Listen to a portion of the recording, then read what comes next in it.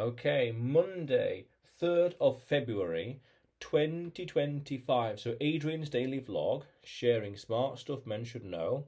Money Monday, Bitcoin and everything else. Shrinkflation and Bitcoin. So, interesting bit of story here as well. So let's define our terms first of all. Shrinkflation. The cost of something maintaining being the same, but the product is smaller or made of inferior materials. It's shrinking, but it doesn't appear to be getting any worse or different because the price is still the same. Same price, different product, smaller, weaker, inferior, etc. And that's worth understanding as an interesting economic concept in general, shrinkflation. People see this in general and it exists. Now, we can go one step further and say, well, how does Bitcoin enter the mix, enter the fray? What does it change? Because Bitcoin is by default deflationary, meaning one Bitcoin buys more and more things over time. And that's the mental flip that so many people will need to do. Not price things in pounds, euros, and dollars, but in Bitcoin, in Satoshis. And one Bitcoin buys more and more things. So it's the opposite of shrinkflation. It buys more things because by virtue it buys more things. Deflationary nature of it. Now, so a little interesting story. A couple of years ago. So how do those two combine together? So bit by bit. So a couple of years ago, October 2021, I was going to climb a mountain in England, in the Lake District. And I needed a hat. I didn't have a hat. Fair enough. And I had a choice. I had what could be described as an economic decision, economic calculation to make. I needed a hat, and I saw a hat for sale that was £5. And at the time I calculated myself internally, what is more valuable to me right here, right now? This £5 note or this hat? Okay. And there's many calculations and ways to look at this, so I like to be pragmatic. And I thought, well, I need the hat right now. I can't really use a £5 as a hat in the mountain. But for £5 I can get a hat and use it in the mountain. Used it in the mountain, I haven't used it many times since. £5 well spent.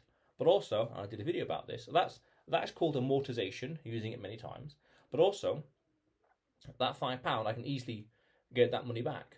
I did a video about that as well, about forecastability and profitability above all. Very important, long-term thinking. But then, the calculation came across. It came into my mind. I realised that, hang on a minute. This £5, I thought this £5 is more valuable to me. The intrinsic value of this note, money, is just a piece of plastic or paper and plastic, I guess. But then I realised that for me to be willing to part with my money, this product here has to be of high quality and high value. And that's the key thing. The proposition has to be so great, so much greater than the money, in this case £5, it could be down here. The greater that distance is, that delta, the more willing I would be to part with the £5, the money. That's interesting. If the distance is roughly the same, they're roughly equal, then yeah, indifferent. So, whatever. But the greater the quality that product is, the more willing I would be to part with it. More willing I'd be to buy it. So what does that mean? That's basically the opposite of shrinkflation. Because we understand as the first principle that Bitcoin is increasing purchasing power. It's deflationary. So vendors, the person selling the hat, would have to either find ways of increasing trust signals, reviews, for example, reputation, intangible ways to increase their business value, or tangible ways, make the product higher quality. And this is fundamental because for the vendor to persuade me to part with my ever-increasing money, ever-increasing purchasing power money, the product has to be ever-increasing as well in quality. Because if the purchasing power is way up here, let's take one Satoshi, and the product's down here, then for one Satoshi, because it's worth say £100, for example, or $1 or whatever else. One Satoshi, the smallest unit of a Bitcoin, and that equates to £100 in fiat terms. Well, for £100, I can buy a lot more than just one hat. That trade doesn't work. Doesn't work. It's not worthwhile, and that's the crux. That's the economic That's the new economic calculation to be made in the future. This purchasing power of Bitcoin is increasing. So these products that are inferior, to justify them being sold for this deflationary currency, how can they compete? They need to be even higher quality. Otherwise, I'm not going to buy it. I could buy it intrinsically. I need a hat, sure. But I got this amazing currency. I'm not going to settle for an inferior product. Or this, I can buy a lot of stuff with this currency. I'm not going to settle for something weak or poor or low quality. So and because it's increasing in purchasing power, and it will do into the future, mathematically speaking, that's a whole other conversation. You have to give me a compelling reason right here, right now, to part with the money.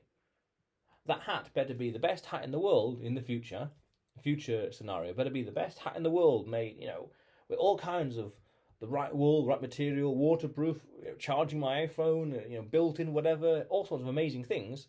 How much is it going to be equivalent? Oh, it can be £10. So what's that in Bitcoin? Satoshi's next to nothing. But because it's so high quality, it's compelling enough to persuade me to part with the money.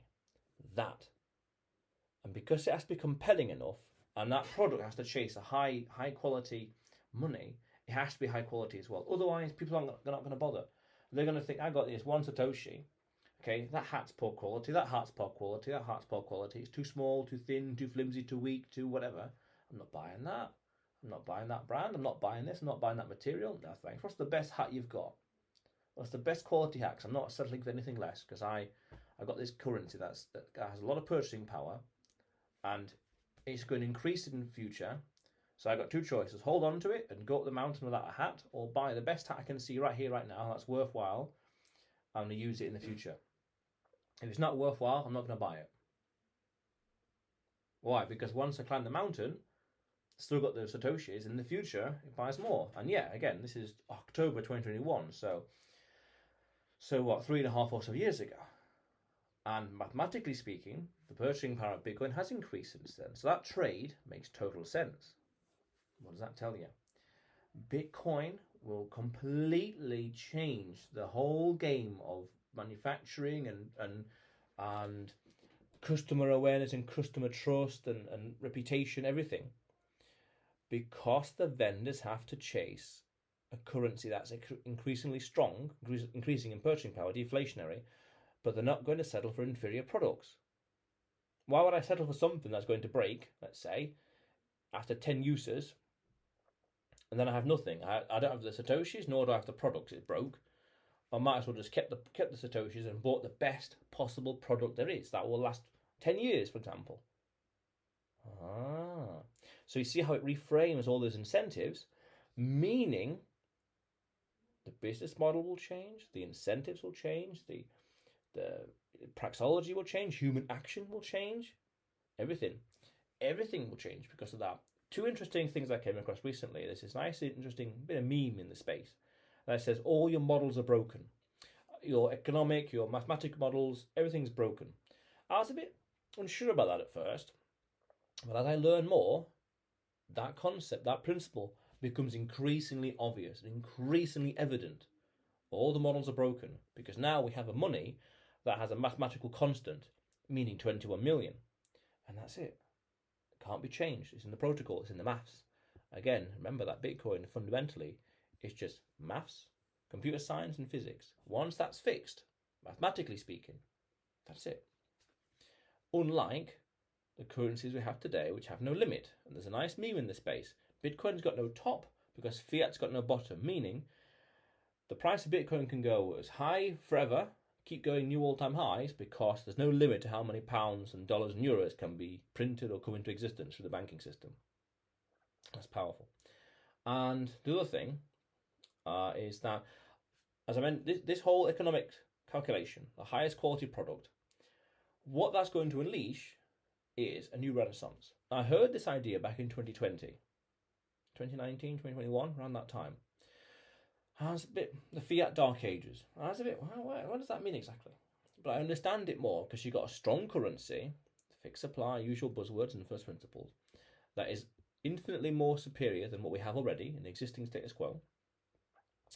And because of the calculation I just explained with the hat, it's going to create incentives it's going to make incentives possible for humans to be incentivized to create high quality products. Meaning, that's a very, very long-winded way of saying, this could usher in a new golden age of creativity, of arts, of architecture, of sciences, you name it. Because it has to create the highest possible quality product to justify this price, this currency, this money, let's say, that's increasing in purchasing power, deflation, because of its deflationary properties. That's fundamental. So we have to perform even harder and faster and stronger and wiser to justify the sale, the transaction, to earn those satoshis. Wow.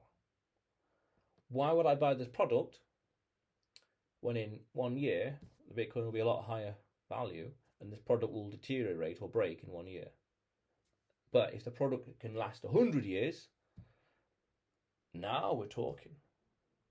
Now that's a good trade. Now there's potential. Exactly. And that's where we're going to, this kind of golden age that completely obliterates, counters, challenges shrinkflation. Because with the inflationary money, the incentive is to create the product as cheap as possible. Because the product's worth less and less, so we need that sale now. Melting away, melting ice cube, they say in the meme space. But if the money is increasing purchasing power, it's going up, you have to compete as well. You have to compete, otherwise you're not making any sales. Why would I buy this if it's going to break in 2 hours? Exactly. Very, very powerful. Very interesting. Yes. But otherwise, Adrian's daily vlog, sharing smart stuff men should know. Subscribe for more, and you will see me tomorrow.